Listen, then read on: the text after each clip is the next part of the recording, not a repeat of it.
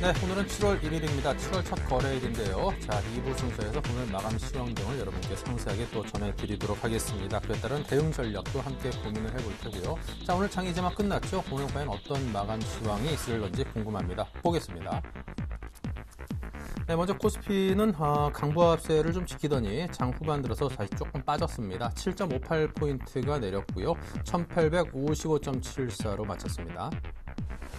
네, 투자 주체별로 보면요. 외국인이 오늘 팔았죠. 370억 원. 하지만 물량은 많지 않습니다. 기관도 그보다 조금 더 많은 정도 수준을 팔았습니다. 전반적으로 투자 주체별 매매 동향은 좀 잠잠했다. 이렇게 정리해 볼 수 있겠습니다.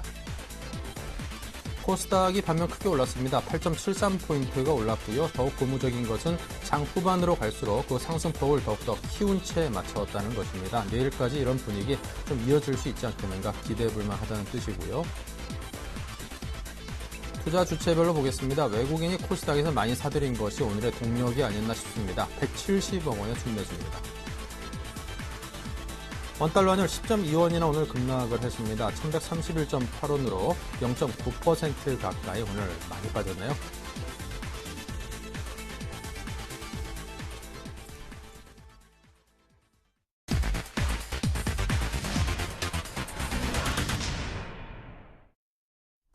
네, 오늘 마감과 이번 주 투자 전략을 들어보겠습니다. 대신증권 컨설팅랩의 최재식 팀장을 연결합니다. 안녕하세요. 안녕하십니까. 네, 먼저 오늘 코스피는 좀 빠졌고 코스닥은 상당히 많이 올랐습니다. 첫날 장세치고는 굉장히 좋았다. 뭐 이런 느낌이 들거든요. 자, 오늘 장 정리를 부탁을 드리죠. 네, 일단 뭐 코스피나 코스닥에는 좀 전야후강의 모습이긴 한데 코스닥이 더 상대적 강세를 보였었고요. 특히 코스닥은 외국인이 쓴 매수가 있었습니다. 그리고 거래소 같은 경우에는 연기금이 최근에 매수했듯이 오늘도 매수를 계속했습니다. 그리고 코스피에서는 건설과 음식료 업종이 다른 업종 대비 상대적 강세였었고요. 또 지난주 금요일이죠. 금요일날 분기 인도 들이싱 때 아마 종가 관리가 실패했던 음식료 중에서 일부 강세주가 나타났습니다. 네. 자, 그런데 오늘 좀 환율이 상당히 여느 때보다는 좀 많이 빠졌습니다. 이 환율의 급락 배경과 또 이런 움직임이 지금 현재 우리 증시가 좀 잘 나가는 데 힘을 보태고 있는 자동차 업종 등에 좀 미칠 영향이 어떤 것일지 궁금하거든요. 자동차 업종도 좋고 수출 업종 전반에 대한 미칠 영향에 대한 분석도 함께 들려주시면 감사하겠습니다. 네. 최근에 이제 환율이 1,150원, 60원 이렇게 올라갔었는데 지금은 30원대까지 내려와서 아무래도 이 부분은 오늘 10원 정도 내렸지만 이 부분은 최근에 금리 상승, 주가 하락, 환율 상승 이러한 이제 트리플 악재에서 약간 이제 심리가 안정이 되는 걸로 해석이 되어야 되지 않나 싶습니다. 그런 차원에서 환율이 10원 정도 내린 것 같고요. 그리고 현대차 관련해서 이제 오늘 지난주 자동차가 가장 강했던 이제 업종 중에 하나긴 한데 현대차 자동차 전반적으로는 밸류 6, 7배 정도 매력 있는 상황에 있는 상황에서 6월달에 특근 관련 주말 특근도 이제 시행이 됐고 해서 실적 부분에서는 기대할 부분도 많이 있어서 이 정도 10원 빠졌다고 해서 이렇게 부정적 볼 일은 없는 것 같습니다. 오히려 1,100원 이상대의 고환율 측면이라면 긍정적 관점 유지해도 되지 않나 싶습니다. 네. 자, 내일장에 대한 전망은 어떻게 갖고 계시고 또 어떤 전략을 짜고 계십니까? 네. 일단 오늘 밤에 해외 증시에서 큰 호재나 악재가 있을 거라 생각을 하지 않습니다. 일단 중국이 해외 증시 영향을 미칠 부분을 고려한다면 일단 중국 국가통계국의 6월 PMI 지수가 50를 지지했었고요. 역시 대기업은 선방을 했습니다. HSBC 중소기업 PMI는 좀 약했는데 대기업은 PMI는 좋은 거라서 괜찮은 것 같고요. 6월 ISM 제조업 지수는 50을 회복할 거로 전망이 되고 있는데 설령 50을 회복하지 못하더라도 QE 축소 우려를 완화시키는 요인으로 작용을 해서 저는 어찌됐든 이 지표 자체에서는 큰 폭의 상승 호재나 큰 폭의 하락 악재는 아니다 생각됩니다. 그래서 당분간 저가 매수와 위에서 차익 실험이 공존하는 개별적 흐름이 계속 되지 않을까 싶습니다. 네. 자, 이제 조만간 또 2분기에 우리 기업들이 얼마나 장사를 잘 했는가 실적 발표가 나올 예정입니다. 자, 이와 관련해서 종목 간의 차별화가 좀 더 심해지지 않겠는가 이런 우려감도 있는데요. 어떻게 내다보시는지요? 네, 아무래도 그럴 가능성이 더 있어 보이는데요. 뱅가드 이슈가 다 이제 끝났지만 외국인들이 꾸준하게 한국물을 사는 데서는 좀 강도가 많이 약할 거라 예상이 들고요. 국내 자금 위주로 이제 종목들이 움직임이 될 텐데, 그렇다면 그 매수세의 한정이 있다면 아무래도 실적과 아니면 밸류에이트가 아주 매력적인 종목 위주로 모여지지 않을까 싶습니다. 그리고 당초 중국 경제가 예상보다 더 부진하던 상태라서 그에 따른 변수가 생겼기 때문에 아무래도 바텀업이든 이런 관점에서는 철저히 개별 실적 그리고 개별 밸류 이런 차원에서 대응을 해야 되지 않나 싶습니다. 네, 알겠습니다. 자, 그렇다면 이제 증시에 대해서 좀 잘 좀 대응해 보면서 7월 한 달 장세도 우리 투자자 여러분께서 성공 투자를 하셔야 되니까요. 최재식 팀장님께서도 앞으로 정확하고 좀 좋은 분석과 전략들 많이 제시해 주시기 바랍니다. 자, 지금까지 대신증권의 최재식 팀장님과 함께했습니다. 오늘 말씀 감사합니다. 감사합니다. 네. 자, 이어서 오늘장 수급 등을 분석해 봐야죠. 샘플러스의 김영근 멘토입니다. 안녕하세요. 네, 안녕하세요. 네, 오늘장의 수급 특징과 업종별 특징이라면 어떤 것들이 일런지요? 예, 한 3거래일 연속 강하게 반등 이후에 오늘 같은 경우는 약간 숨고르기의 흐름이었다. 좀 이렇게 전반적으로 좀 이해를 해야 될 것 같습니다.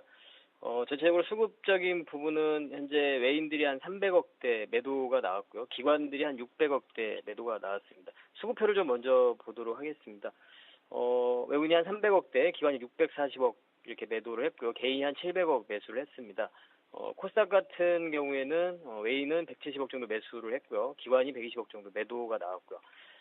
조금 더 이제 구체적으로 업종별로 좀 살펴보면 외국인이 오늘 코스피 쪽에서는 전기전자 쪽 매수를 했습니다. 삼성 SDI라든가 SK 하이닉스 이러한 종목들 매수가 유입됐다고 판단이 들고요. 운수 장비 쪽, 자동차, 부품주라든가 이런 쪽 좀 매수가 유입됐다고 판단이 들고요.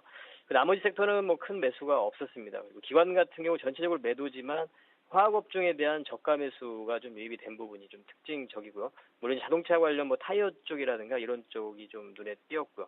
그리고 그동안 또 하락을 했던 중국 관련한 화장품 관련 쪽이라든가 이런 쪽도 눈에 띄는 종목이 좀 있었습니다.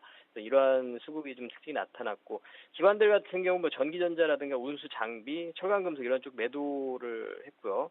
통신 쪽도 오늘 외인 기관 동반 매도가 나오면서 지수가 오늘 상승을 하지 못하고 소폭 하락하는 구간에서 방어적인 역할을 최근에 통신주들이 한다기보다는 지수와 좀 같이 움직이는 그러한 경향도 좀 보여주고 있습니다. 그래서 그러한 부분도 좀 특징적인 부분인 것 같고요.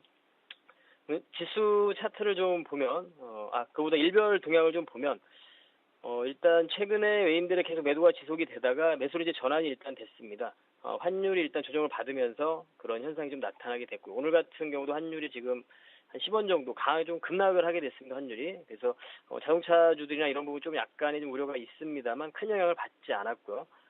어쨌든 외인들의 이 매도의 부분은 약화되면서 매수로 전환됐다. 오늘 같은 경우는 소량 매도가 좀 나왔습니다. 최근에 이제 지속되던 외인들의 매도는 어느 정도 일단락이 됐고, 뱅가드 물량 부분도 다 마무리가 됐기 때문에 추후에 외국인들의 이러한 매도의 물량, 추가적인 지속적인 매도보다는 환율 부분이라든가 이런 부분을 고려를 했을 때 좀 완화되는 구간이다. 저점을 일전에 우리 지난달이죠. 6월 달에 1770포인트 이 부분이 저점이 될 가능성이 일단 높다고 보여집니다. 그래서 일단 그러한 추후에 좀 추가적인 어떤 반등을 좀 기대를 해보고요. 차트를 좀 보시면 현재 지금 업종 차트를 좀 보시면 지수 차트인데요. 1770포인트 저점을 찍고 강하게 좀 반등을 줬습니다. 삼성전자에 의해서 강한 반등을 주고 오늘 같은 경우는 어느 정도 좀 숨고르기의 모습을 보여주고 있습니다. 하지만 이제 제가 추가적인 반등을 기대를 한다고 말씀드리지만 현재 이번 주 같은 경우에는 쭉 한번 흐름을 좀 지켜볼 필요가 있다고 생각을 합니다. 이러한 반등 이후에 추가적인 어떤 기조적인 반등, 기조적인 상승으로 갈 것이냐, 혹은 기술적인 반등으로 마무리가 될 것이냐, 이러한 부분은 아직까지는 확실하게 판단을 하기는 어렵다고 봅니다. 그래서 일단은 그 두 가지의 부분을 고려를 하면서 관망을 좀 할 필요가 있다. 적극적인 어떤 매수에 가담을 한다기보다는 좀 짧은 단기 매매를 하시면서 좀 관망을 할 필요가 있다고 생각을 합니다. 그 섹터 같은 경우에는 여전히 IT 쪽이라든가 자동차 쪽이 좀 긍정적으로 보이고요. 이런 코스닥 쪽에 좀 투신 부분이 어느 정도 좀 완화가 돼가고 있는, 긍정적으로 좀 변해가고 있는 모습도 오늘 셀트리온의 그런 영향이 좀 있었는데요. 일전에 이제 코스닥 같은 경우는 이날 장대 음봉을 맞으면서 거래 대금이 좀 터지고 나서, 거래량이 좀 터지고 나서 투매 현상이 나타났기 때문에 어떤 가벼움을 좀 주고 있는 모습입니다. 그래서 코스닥 같은 경우도 실적이 기반이 되는 이런 종목별로 좀 우리가 선별을 한다면 충분히 매매를 할 수 있는, 짧은 단기 매매를 할 수 있는 구간이라고 생각을 하고, 뭐 관심을 가질 섹터 같은 경우 특징 종목에서도 나오겠지만 바이오 쪽 같은 경우도 다시 한번 우리가 관심을 가질 수 있는 그런 구간이라고 생각을 합니다. 다만 이제 종목별로 어떤 실적을 확인할 필요가 있다고 생각을 합니다. 오늘의 이제 바이오 쪽의 강세 부분은 셀트리온 효과이기 때문에 추후에 이런 종목별로는 좀 선별을 할 수 있는 이러한 구간을 좀 거쳐야 될 것 같습니다.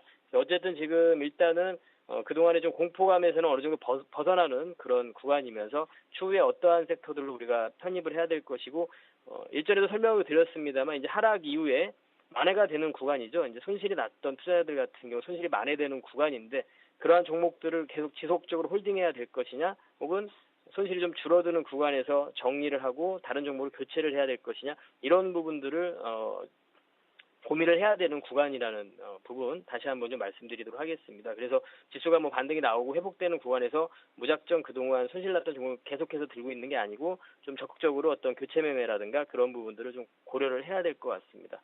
그래서 이러한 시장 부분을 좀 정리를 해드리도록 하겠습니다. 네. 자, 계속해서 오늘장 특징적인 움직임을 보였던 특징적인 종목들 어떤 것들을 꼽으시는지요? 예, 특징적인 종목으로 일단 삼성 SDI, 그리고 에이블 CNC, 그리고 셀트리온 이 세 종목을 특징 종목으로 잡아봤습니다. 삼성 SDI 같은 경우는 일전에 이제 IT 쪽을 쭉 아마 좀 언급이 됐었던 것 같습니다. 지난달에도 한번 언급이 됐었던 종목인 것 같은데요. 지난날이나 지금 이번 달에는 사실 달라진 부분은 없죠. 기업에 대해서 중대형 뭐 2차전지 시장에 대한 성장에 대한 기대 부분, 그리고 하반기에 태블릿 PC 중심의 모바일용 2차전지 수요 확대 부분, 이런 부분에 의해서 실적의 개선이 기대가 되고 있습니다. 그 부분은 여전히 지난달도 그랬고 이번 달도 뭐 달라진 부분은 없는 것 같습니다. 지금 차트를 보시면 한 달 동안 거의 주가가 좀 쉬었다고 봐야 되겠죠. 4월달에 저점을 형성하고 5월 말에 강한 상승 이후에 한 달 동안 다시 조정을 받았습니다. 그리고 다시 한번 오늘 강한 양봉을 형성을 해주면서 21선을 돌파되고 수급적인 부분도 확인을 좀 해보면 오늘 좀 기관이 강하게 매수를 했습니다. 거기에 외인들의 매수까지도 유입이 됐고, 뭐 투신이라든가 기금 쪽에서 매수가 유입이 됐습니다. 수급적인 부분이라든가 최근 한 달 동안의 조정도 좀 긍정적으로 보이고요. 추후에 좀 추가적인 어떤 긍정적인 모습을 기대를 좀 해봐도 될 것 같습니다. 그래서 많이 오른 종목도 아니기 때문에 큰 부담도 없는 상황인 것 같고요. 그리고 이제 IT 쪽에 대한 부분 역시 그 관심을 가질 수 있는 섹터에 해당이 되고, 산업적인 부분은 바로 2차전지 부분, 이 부분도 우리가 앞으로 그런 산업의 성장 부분이랑 이런 부분 관심을 가져야 되는 분야이기 때문에 충분히 현 구간에서도 우리가 IT 쪽에 관심을 가진다면 관심을 가질 수 있는 그런 구간이라고 생각을 합니다. 반도체 쪽에서 당연히 SK 하이닉스 이런 부분도 계속 해당이 되겠지만, 이를테면 이제 이 종목을 제가 특징 종목으로 소개를 해드리는 이유는 그렇다면 기존에 이제 화학이라든가 철강 이러한 쪽이 반등이 나올 때 이러한 쪽 종목들을 만약에 정리를 한다면 어느 쪽으로 우리가 교체 매매를 하고 관심을 가져야 될 것이냐, 그런 쪽에 해당이 되는 종목이라는 거죠. 그래서 삼성 SDI 그러한 관점에서 좀 관심을 가지셔도 될 것 같고요. 실적이 또 앞으로 개선 기대가 되기 때문에 무엇보다 이제 2분기 실적 시즌이 다가왔기 때문에 실적은 기본적으로 베이스로 깔고 가야 되는 시기입니다. 그래서 그 부분도 충분히 고려를 하시기 바라겠고요.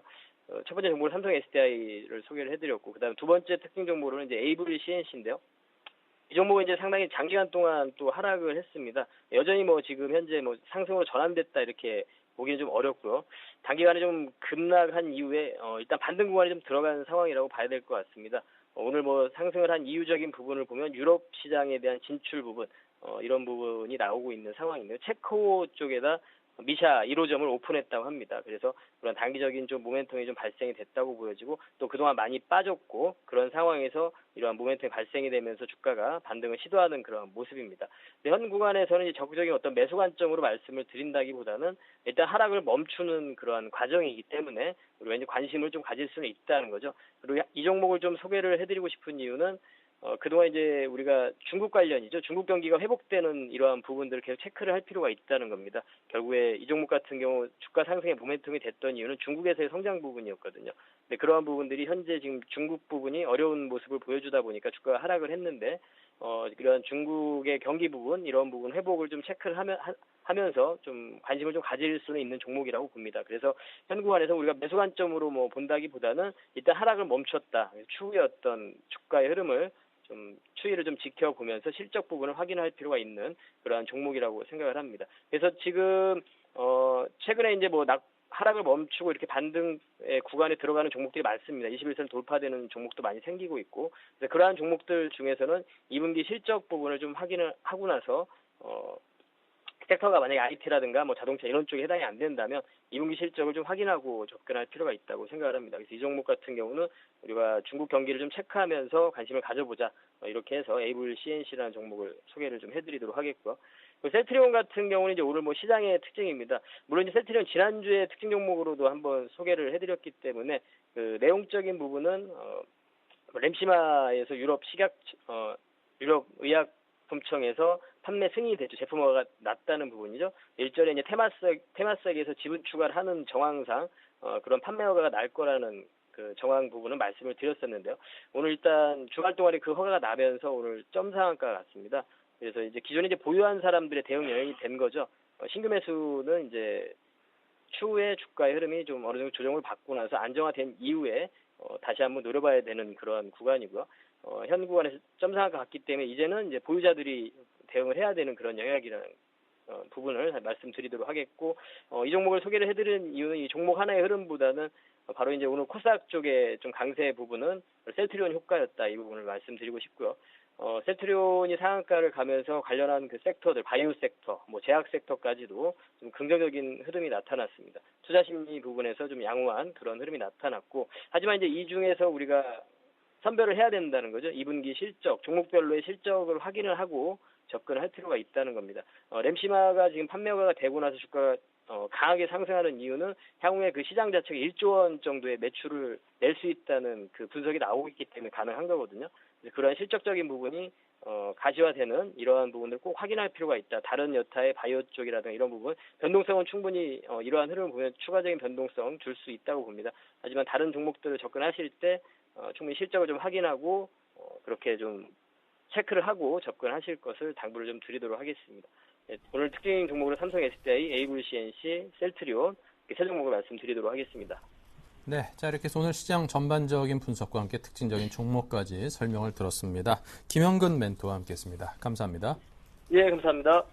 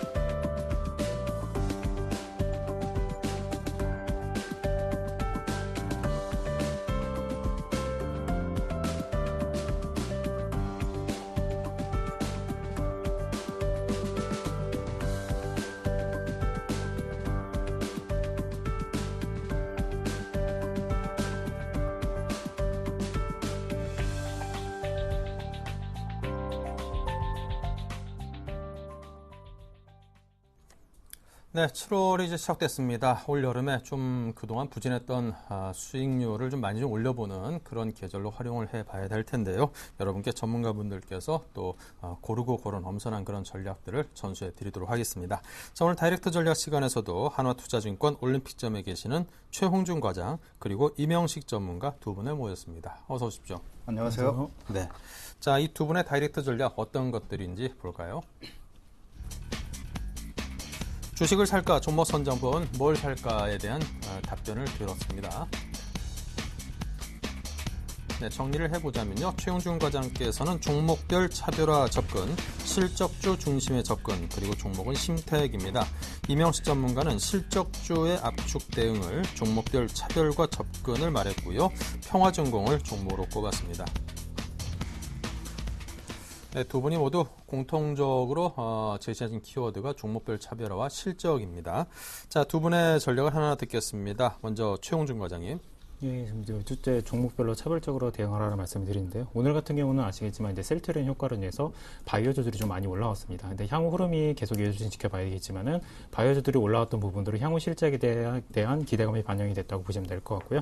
지금 현재 주가가 이제 코스피 시장 같은 경우 1,700 한 후반선에서 다시 올라왔던 부분이고 코스닥 시장도 전에 4월달에 하단을 어느 정도 지지를 하고 다시 올라오는 모습입니다. 그렇다고 하면은 지금 시점에서는 어느 정도 올라왔던 흐름들이 계속 이어질지 어느 정도 아니면 그 상당폭을 반납을 할지 좀 지켜봐야 되는 상황인데요. 일단은 지금 현재 시장이 싸냐 비싸냐 기준도 다시 한번 보셔야 되시는데요. 지금 금융위기 당시 주가 흐름을 보게 되면은 이제 PBR이 한 0.97 정도 됐던 부분인데 그 지수가 1850선 이하고요. 2004년까지 더 내려가서 보게 되면 차이나 쇼크와 그때 출구 들어갔었을 때 PBR 0.91로 보게 되면 1700선 후반입니다. 하기 때문에 1700선 후반선의 주가 흐름들은 기업 이익을 감안하면 이제 2분기 실적이 아무리 하향이 조정이 됐다고 하더라도 그 정도를 감안한다고 하더라도 1800선 이하에선 절대적인 저평가 구간이다라는 부분들을 어느 정도 좀 인식을 하셔야 될 것 같고요. 지금 상대적으로 오름폭이 적었던 부분들은 아무래도 이제 수출 관련주들이 바닥에서 올라왔다가 다시 한번 불안정성이 조금 제시된 부분들이 어느 정도 시장에서 작용을 했다고 보여지고 있습니다. 그렇기 때문에 지금 코스피 흐름도 중요하지만은 시장이 어느 정도 안정을 찾아가려고 하면은 코스피 시장 흐름이 어느 정도 지지를 해준 상황에서 코스닥 지수의 흐름을 어느 정도 이어져야 된다 그렇게 보고 있는 상황입니다. 코스닥 차트 흐름 간단히 보고 말씀드리겠습니다. 일봉상의 흐름 보게 되면 상당히 많이 빠졌던 부분들을 올라오면서 다시 121선을 회복을 하는 모습이고요. 주봉상의 차트 흐름을 보더라도 이제 금요일 날 같은 경우는 많이 이제 목요일 금요일 지난주 흐름이 코스닥 관련주들이 많이 급락하면서 4월 달의 흐름까지도 반납하는 흐름을 보였었지만은 다시 오늘 반등을 해주면서 이제 4월 달에 저점 이상 좀 올라왔던 흐름들입니다. 그리고 월봉상의 차트 흐름을 보게 되면 장기적인 박스권을 봤을 때 지금 현재 이제 코스닥 지수 흐름상 이제 2009년도 흐름부터 쭉 보게 되면 이제 상승 박스권의 절반 이상을 반납하고 난 이후에 상승하냐 하락하냐 그 부분들이 중요한 분기점이었었는데 지금은 어느 정도 절반 정도 하락한 이후에 다시 올라오려는 움직임이 보이고 있다. 하기 때문에 향후 흐름들이 코스닥 지수는 이 지수대에서 어느 정도 버텨주면서 올라올 수 있는 흐름이 연출이 돼야 시장에서 조금 안정판을 찾지 않을까 보고 있는 상황이고요. 지금 이제 중국 관련 지표들 영향 속에서 이제 자유롭지는 못한 상황이기 때문에 아직 한국 시장 조금 불안정성은 조금 남아있다고 보시는 게 맞을 것 같고요. 하지만 향후 흐름이 지금 이제 뱅거든 매도 물량 같은 경우 공식적으로는 7월 3일 날 종료지만 실질적인 매도는 6월 28일부로 다 이루어졌기 때문에 그런 흐름들이 이어졌다고 보시는 게 맞을 것 같습니다. 그동안에 이제 뱅거드에서 많이 팔았던 물량들이 삼성전자를 많이 팔았었는데요. 삼성전자 차트 흐름을 간단히 보시면 이제 130만 원 선 미만에서 빠졌다가 다시 올라왔던 흐름들이고요. 투자자별 매매 동향을 보시더라도 오늘 소폭 외국인 매도가 나왔지만 목요일 금요일 같은 경우 외국인들이 매수세가 들어왔다는 측면들은 어느 정도 그 해소에 대한 부분들이 남아 있는 상황이고요. 그리고 연기금 같은 경우에는 꾸준히 매수세가 들어오고 있다. 그리고 기관 쪽에서 물량 나온 부분들, 투신권 같은 경우는 사타 팔아타를 좀 반복을 하는 흐름들이기 때문에 지금 기관 쪽에서 물량이 나오긴 했지만 투신권 물량 외에는 이제 뚜렷한 움직임 보이고 있지 않다라는 측면을 봤을 때 삼성전자 아무래도 이제 5일날 잠정 실적 발표가 나온 부분들 그런 부분들이 조금 시장에서 어느 정도 불안정 속에서 좀 보여지고 있고요. 지금 향후 흐름들이 계속 주가가 상승하냐 만에 기로에 서 있는 상황들인데 아무래도 15일날 이제 중국에서 GDP 발표가 나오기 전까지는 조금 등락하는 시장 속에서 어느 정도 종목별로 차별화 접근을 이제 하셔야 될 것 같고요. 오늘 같은 경우는 이제 그동안에 이제 한국 시장 같은 경우 코스피 시장, 제2시장인 코스닥 시장, 그리고 제3내 장내 시장인 코넥스 시장도 개장을 했던 부분들이기 때문에 그런 부분도 시장에서 어느 정도 안전판 역할을 할 거라고 보고 있지만 여전히 종목별로 흐름들은 차별적으로 접근을 하시면서 단기로 접근하신 종목들은 어느 정도 차익 실현을 하시고요. 중장기 흐름들은 조금 홀딩을 하시면서 접근하시는 전략을 보내드리겠습니다. 네. 자, 서머랠리에 대한 기대감이 있습니다. 그동안에 워낙 우리 증시가 좀 부진했기 때문에요. 외국인의 수급적인 측면에서의 개선이 상당 부분 개선이 될 전망인데요. 자, 그에 대해서 좀 믿어도 되겠습니까? 지금 외국인들 이제 향후 들어올 수 있는 부분들을 언급을 드리면 그동안에 이제 사라진 뭐 서머리라고 얘기를 하는데 그동안에 외국인들이 들어온 물량들이 많았냐 부분을 체크를 해봐야 됩니다. 뱅거드 매도 물량을 완전히 지우고 접근한다고 하면 실적인 매도 물량은 많지 않았습니다. 다른 시장에 비해서 매도 물량이 뱅거드 매도 물량을 제외한 물량이 많지 않았던 부분들은 한국 시장으로 들어온 유입 부분들이 적었기 때문입니다. 하기 때문에 향후 흐름들이 유입된 부분들이 이제 들어올 수 있는 부분들 체크를 하셔야 되시는데 아무래도 7월 15일 중국 GDP 그 전까지는 조금 주춤한다고 하더라도 그 이후에 불확실성이 완화된다고 하면은 적극적으로 매수 들어올 수 있는 구간이 있다. 하지만 지금 상황에서는 매도보다는 매수 가능성이 좀 더 많다는 쪽에서 좀 포커스를 맞추시면 될 것 같습니다. 네. 자, 다음은 이명수 전문가님의 의견입니다. 실적주 중심으로 좀 압축 대응을 하자라고 말씀하셨는데요. 네. 이미 뭐 지난주로 불허해서 그 신흥국가를 중심으로 한 그러한 뭐 채권 매도 공세, 이러한 그 불확실성 요인들이 일단락된 것 같습니다. 1차 여파가 일단락됐다라고 볼 수가 있겠고, 그런 측면에서 출구 전략과 논란된 유동성 축소에 따른 그런 불확실성이 다소 완화됐다라고 볼 수가 있겠죠. 이러한 그 불확실성이 그 해소되기까지는 시간이 걸리겠고요. 이러한 그 충격 여파에 따른 그런 불확실성이 현재 완화 조짐을 보이고 있음으로 인해서 다시 한번 시장은 그 2분기 실적 시즌을 맞이해서 정상적으로 내부적인 요인으로 일단은 시장에 이목이 집중될 것으로 보여집니다. 그런 측면에서 그 환율이라든가 특히 브라질의 그 헤아라 같이 그 급격한 상승이 다소 제동이 걸리면서 안정되는 그런 모습을 보여주고 있습니다. 금일도 그 환율 지표가 상당히 중요한데 국내 그 원달러 시장의 경우에도 금일은 뭐 1132원으로 마감을 했습니다. 지난주까지만 하더라도 1163원까지 급격한 상승 이후 환율이 안정돼 가고 있는 그런 모습을 보여주고 있고요. 일본의 그 엔화는 다시 뭐 100엔대를 향해서 상승하면서 일본 증시, 그 다음에 그 뭐 중국 증시의 경우에도 안정을 찾아가는 그런 모습을 보여주고 있습니다. 그렇기 때문에 7월 그 초반부터는 일단 뭐 국내 증시가 안정을 찾아갈 가능성이 크다라고 볼 수가 있겠고요. 특히 신흥국가에 대한 뭐 급격한 그 자본 유출, 여기에 상당한 큰 우려가 있는 것 같습니다. 이로 인해서 뭐 한국의 그러한 그 자본 유출 이러한 것들도 상당히 두려워하고 계신데 이미 이 문제에 대한 그러한 우려감은 이미 뭐 사실상 해소됐다라고 볼 수가 있겠습니다. 왜냐하면은 피치사에서 자본 유출을 그 감안한 그런 신용 등급이 작년 9월에 이루어졌고요. 라가르드 IMF 총재가 그 이런 얘기를 했습니다. 신흥국가의 그 급격한 자본 유출이 일어날 경우에는 통제가 가능하다. 즉 공조할 의사를 내비침에 따라 국내의 그런 환율 시장은 안정을 찾아갈 것으로 보여지고 최근에 그 한중 방문에 있어 그 집중해 볼 필요가 있는 게 한중 FTA입니다. 이 부분이 8월달 어느 정도 가시적인 윤곽이 나타날 것으로 보여지고요. 미국과 유럽의 경우에도 내년도에도 그 타결을 목표로 해서 현재 그 추진 중에 놓여 있습니다. 즉 현재 그 전 세계적인 그러한 그 정상적인 기대만으로는 수요를 촉진하기에는 제한적인 그러한 그 상황이 지속될 수밖에 없기 때문에 지역별로 국가 간의 그 수요를 촉진하기 위한 이러한 그 자유무역을 활발히 진행되고 있기 때문에 아무래도 뭐 국내 수출 기업으로 그 집중된 국내 그 수출 기업들의 경우는 하반기 갈수록 좀 숨통이 트일 가능성이 크다라고 보실 수가 있겠습니다. 그런 측면에서 뭐 긍정적이라고 보실 수가 있겠고요. 마지막으로 뭐 수급이죠.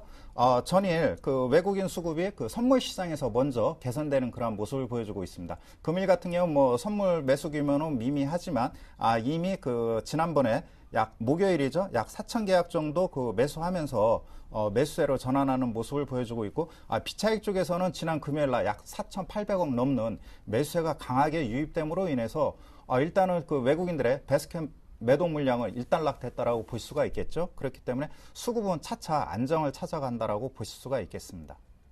네. 자, 조금 전에 뭐 드렸던 질문인데요. 외국인의 수급 개선으로 인해서 우리 뭐 서머랠리 좀 기대해봐도 되겠습니까? 수급 문제는 그런 것 같습니다. 그 뱅가드 쪽의 물량은 이번 주에 마무리되고요. 즉, 그 신흥국에 대한 비중을 줄이는 대신 우리나라의 경우는 뭐 FTSE에서 그 선진 지수로 편입이 됐기 때문에 또 선진 시장을 추구하는 ETF 그 자금이 다시 한번 유입될 가능성이 매우 크다라고 보실 수가 있겠고요. 중요한 건 그런 것 같습니다. 국내적인 그런 뭐 변수 요인들이 어느 정도 완화될 때 그 외국인 자금이 다시 한번 들어올 것으로 보여지고요.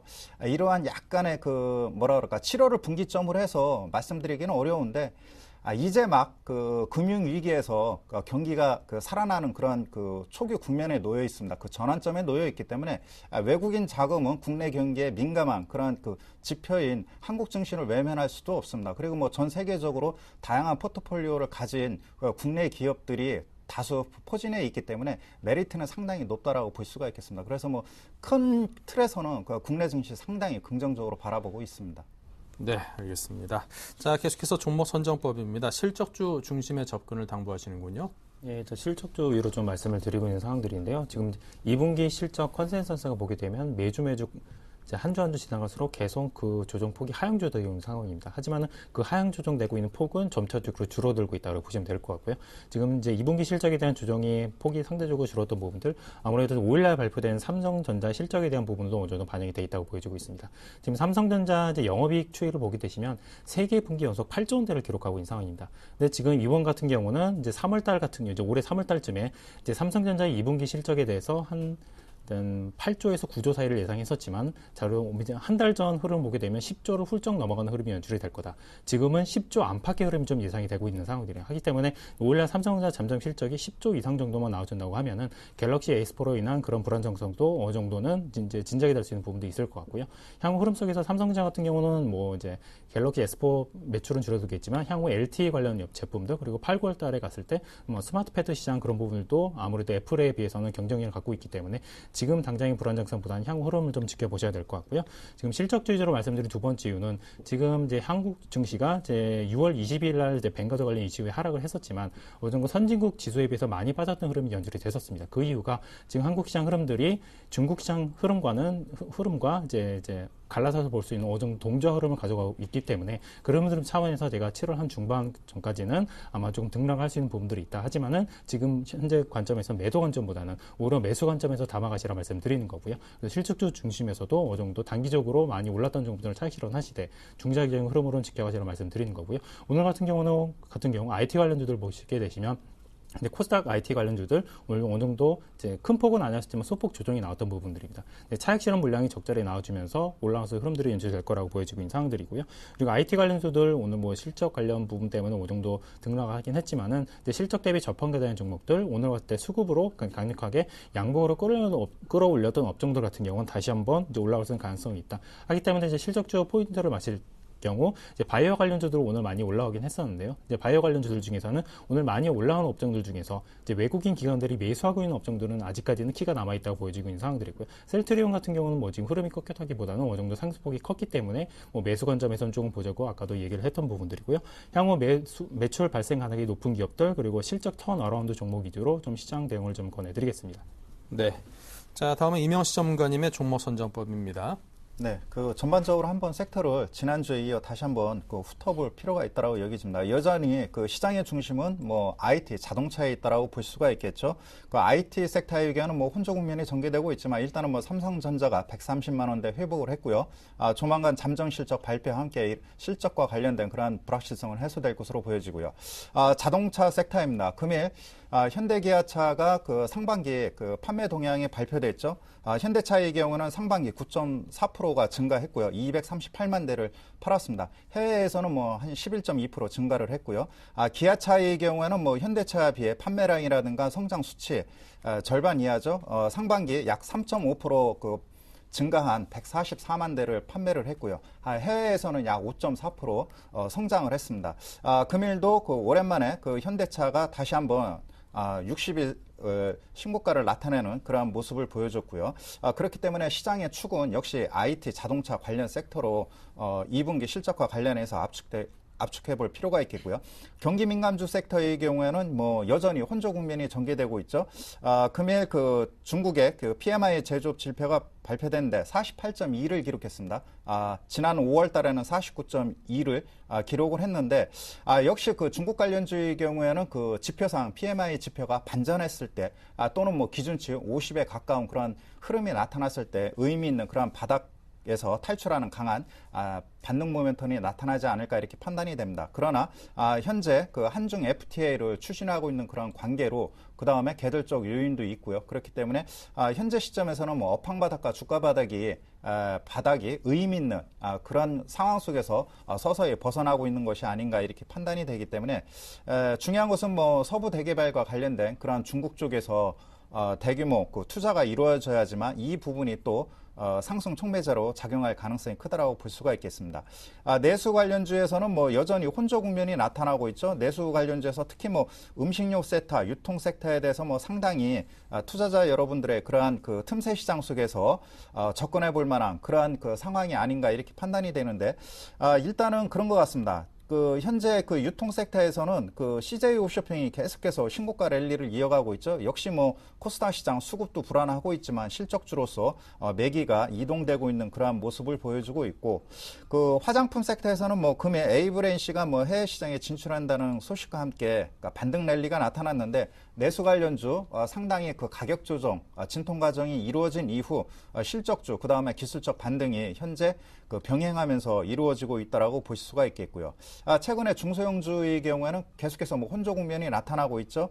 그럼에도 불구하고 일단은 60일 신고가 종목에 한번 포커스를 맞춰볼 필요가 있다라고 여겨집니다. 일단은 뭐 코스피 시장에서는 그 한국타이어월드가 금일 강한 상승 랠리가 이어졌고요. 대형주에서는 역시 현대차, 그 다음에 그 자동차 부품에서는 뭐 현대위아가 최근에 그 낙폭을 급속도로 그 만회하는 그런 모습을 보여줬고요.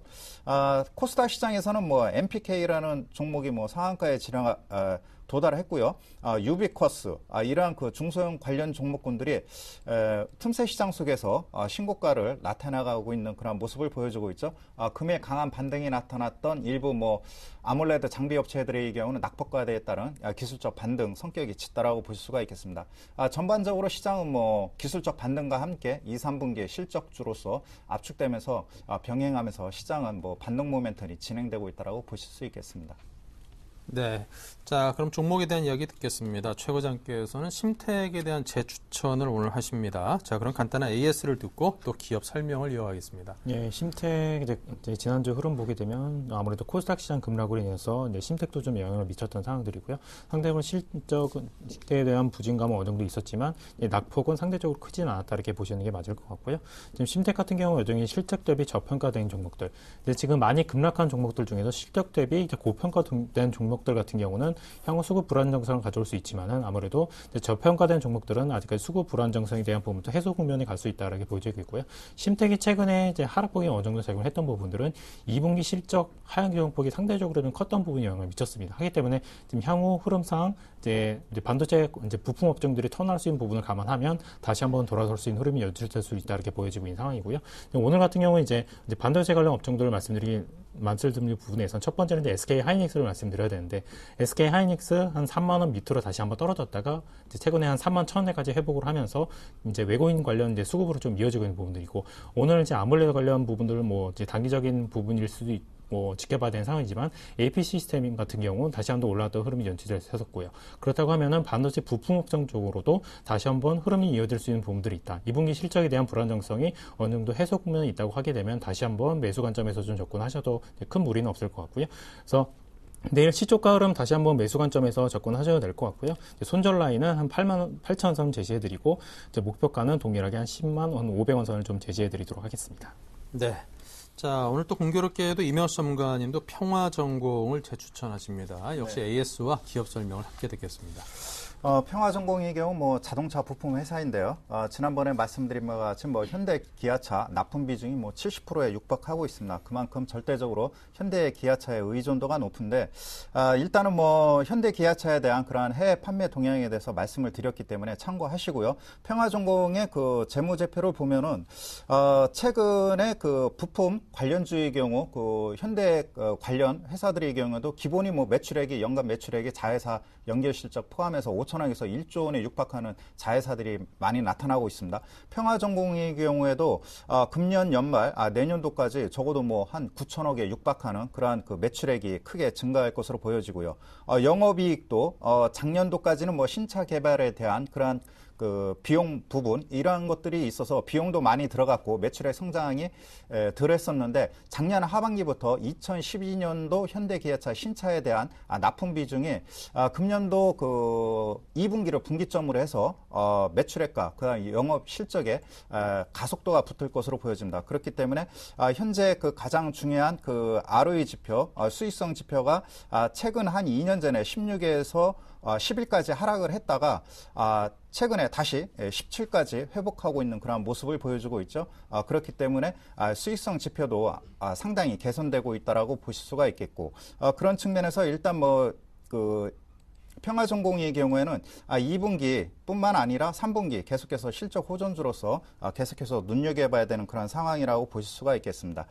차트를 한번 보도록 하겠습니다. 차트를 보시면은 지난번에 한번 그 말씀드린 바와 같이 지난 5월 말 의미 있는 그 대량 거래와 함께 18,500원대를 강하게 돌파하는 모습이 진행이 되었습니다. 최근 코스피 시장이 한 달 넘을 동안 변동폭이 상당히 컸었는데 평화전공의 경우는 뭐 다행히 18,500원을 분기점으로 해서 상당히 안정적인 주가 흐름이 이어져 가고 있는 그런 모습을 보여주고 있죠. 그렇기 때문에 역시 뭐 펀더멘탈을 반영하고 있다라고 보실 수가 있겠습니다. 다만 현재 시점에서 2만 원대를 강하게 돌파하기 위해서는 거래량이 좀 더 그 분출이 돼야 됩니다. 그렇기 때문에 소용주의고 시장의 그 불확실성 요인으로 인해서 좀 그 보수적으로 대응하시는 분들의 경우에는 가격적으로는 뭐 2만 원대 돌파, 그 다음에 거래량이 좀 더 강하게 그 분출했을 때 그때 확인하고 대응해도 늦지 않다라고 보실 수가 있겠고요. 적어도 뭐 19,500원대 전후 그 다음에 기존에 매입하신 분들의 경우에는 평화전공의 경우 뭐 22,000원까지 상승 흐름이 계속해서 이어져갈 가능성이 크기 때문에 중기적 관점에서 대응할 필요가 있겠고요. 목표가의 경우에는 뭐 월봉을 보고 말씀을 드리도록 하겠습니다. 지난 그 2010년도, 11년도 현대기아차에 납품하고 있는 그 부품 관련주들이 해외 성장 동력과 함께 대부분 이 가격대에서 고점을 많이 형성하고 한 2, 3년간의 주가 하락이 이어졌는데 평화전공의 경우에는 다시 한번 역사적 그 정고점을 돌파할 수 있는 그런 가능성이 매우 높은 시점에 놓여 있다라고 볼 수가 있겠습니다. 그렇기 때문에 뭐 보수적인 분들의 경우는 2만 원 돌파 확인하고 대응해도 늦지 않다라고 볼 수가 있겠고 22,000원대를 향한 상승 흐름은 하반기까지 계속해서 이어진다라고 보실 수 있겠습니다. 네. 자, 그럼 또 삼성전자에 대한 이야기를 좀 여쭤보겠습니다. 이제 2분기 잠정 실적 발표 등이 이제 있는데요. 자, 그에 관해서 이 두 분께서는 어떤 전망을 갖고 계시고 또 어떤 전략을 지금 준비를 하고 계시는지 워낙 뭐 시장에 미치는 영향이 크다 보니까 그에 대해서 많은 고민들을 하고 계실 것 같습니다. 자, 먼저 그러면 그에 대한 전망부터 잠정 실적에 대한 전망부터 여쭤보겠습니다. 이제 삼성전자 잠정 실적에 대한 부분 아까 이제 서두에서 다시 한번 언급을 해드렸었는데요. 최근에 삼성전자 실적 흐름들이 3분기 연속 8조 원대 중후반을 좀 기록했었고요. 이번 같은 경우는 이제 10조 원대를 좀 기록할 것이다 예상을 하는데 그 10조 원대 예상하는 추이를 흐름을 보게 되면 올해 3월달 중순 같은 경우 이제 2분기 실적을 미리 예상했을 경우에 한 10조 5천억 원 이상이 충분히 나올 수 있을 것이다 예상했었다가 지금 현재 흐름은 10조 원 전후 흐름을 기록할 것으로 예상하는 부분들이 아무래도 갤럭시 S4 판매 부진이 상대적으로 분야할 수 있는 부분이 있다라는 영향을 미치고 있는 상황이고요. 하지만 한 10조 전후로 한 10조 이상만 좀 기록해준다고 하면은 지금 어느 정도 하락했던 부분들 되돌림할 수 있는 가능성이 있다고 보여지고 있고요. 이제 갤럭시 S4 같은 경우 향후 LTE 시장, 이제 지금 현재 2배로 빨라진 LTE 시장에서 향후 수급이 될 수 있는 부분들 감안했을 때 지금 잠정적인 실적 발표는 한 10조 이상만 좀 나와준다고 하면 무난할 것 같고요. 향후 8월달, 9월달 시장 흐름을 감안하게 되면 뭐 스마트 패드 시장 아직 활성화되지는 않았지만 애플과 관련해서는 충분히 경쟁력이 있는 시장이기 때문에 그 정도 수치만 나와준다고 하게 되면은 오히려 매수 관점에서 접근하시라고 말씀드리고요. 그래서 지금 삼성전자 구제 매수 관점에서 접근하신 분들 입장에서는 일부분은 잠정 실적 발표 이전에 선침의 관점에서 좀 접근을 하시고요. 일부는 잠정 실적 발표 이후에 흐름을 보시면서 매수 관점에서 대응을 하시면 될 것 같습니다. 네, 잠정 실적에 대한 전망과 전략을 함께 말씀해 주셨습니다. 참고하시고요. 자, 이명수 전문가님께서는요. 네, 삼성전자를 주목하실 때 몇 가지 요인이 있습니다. 먼저 JP모건이 갤럭시 S4에 대한 판매량 둔화, 이 여파가 상당히 컸고요. 두 번째는 수급 측면에서 삼성전자에 쏠렸던 수급이 일시적으로 쏟아졌다라고 보실 수가 있겠죠. 그렇기 때문에 삼성전자에 대한 전망, 그 다음에 수급 문제 두 가지 관점에서 대응할 필요가 있다라고 여겨집니다.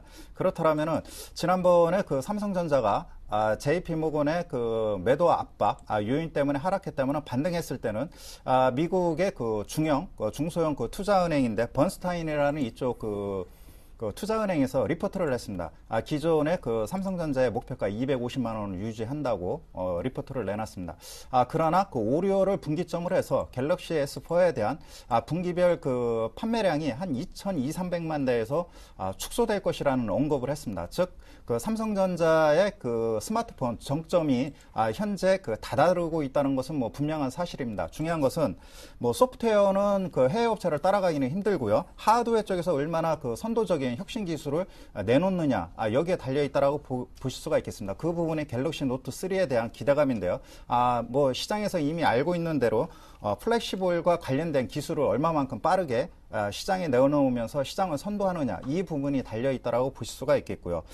설사 스마트폰의 경우 정점이 다다르고 있다 하더라도 반도체 부분, 모바일 디램 쪽에서 수익성이 계속 호전되고 있거든요.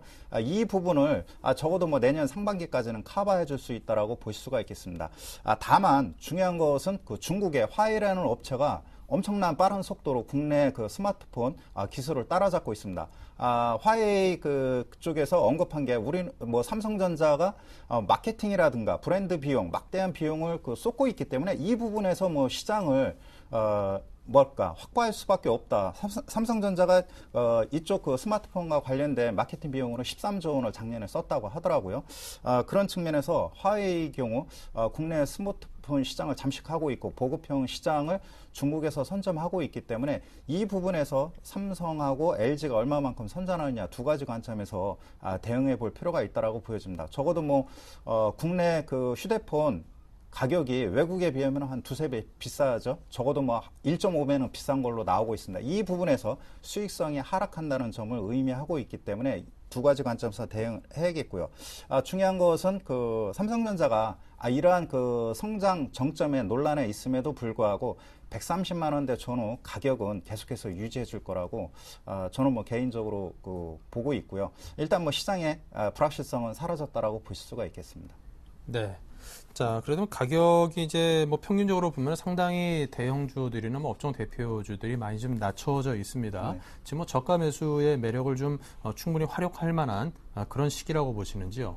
삼성전자는 분기 잠정 실적 이번 주에 발표를 하죠. 네. 그렇기 때문에 130만 원 초반 적어도 135만 원을 넘기지 않는 가격대에서는 새로 진입하시는 분들의 경우에는 진입해도 저는 개인적으로 괜찮다라고 보여집니다. 그러나 과도한 과거처럼 성장이라든가 목표 수익률을 진입하기에는 좀 어렵고요. 적어도 금년 하반기 갤럭시 노트 3에 대한 기대감을 가지고 대응할 필요가 있겠고 삼성전자뿐만 아니라 현대차 국내 수출 관련주 언제 제대로 대접받은 적이 있습니까? 항상 외부 변수, 환율 이런 거에 의해서 대접을 못 받았습니다. 그렇기 때문에 항상 그러한 아킬레스건은 짊어지고 가야 되는 그런 상황이 아닌가 이렇게 판단이 됩니다. 네, 알겠습니다. 자, 이렇게 해서 두 분의 다이렉터 전략을 모두 들어봤습니다. 다시 한번 화면으로 정리해 드릴 테니까요. 한번 총정리하시죠.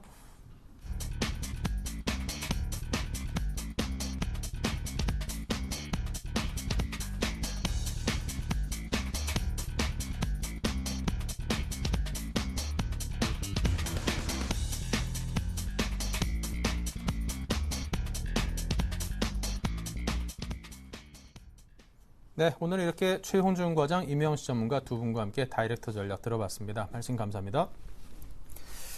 네, 7월 1일 순서 여기서 마치고요. 저희는 내일 다시 인사드리겠습니다. 감사합니다.